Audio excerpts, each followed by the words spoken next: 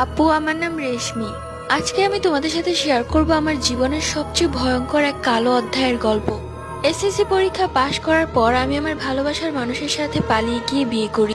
আমার হাজব্যান্ডের তখন কোনো ইনকাম ছিল না, সে তার ফ্যামিলির উপর ডিপেন্ড করত, কিন্তু সে আমাকে অনেক ভালোবাসতো।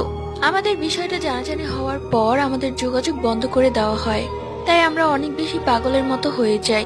কি করব ভেবে না পেয়ে আমরা পালিয়ে যাই।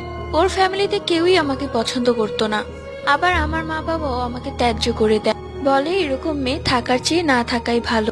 শ্বশুর বাড়িতে অনেক অত্যাচার করে আমার উপর, কিন্তু আমার স্বামী আমাকে খুব ভালোবাসতো, সেটাই ছিল আমার কাছে অনেক বড় একটা পাওয়া। কিন্তু আমি দেখতে লাগলাম সময় যেতে যেতে আমার স্বামীর পরিবর্তন, সে যেন আমাকে আর সহ্যই করতে পারছিল না। আমি ভাবলাম হঠাৎ কি এমন হলো। একদিন ঘর গোছাতে গিয়ে আমার স্বামীর বালিশের ভেতর একটা তাবিজ পাই। আমার বুঝতে আর বাকি রইল না তাকে তাবিজ করা হয়েছে। আমি খুবই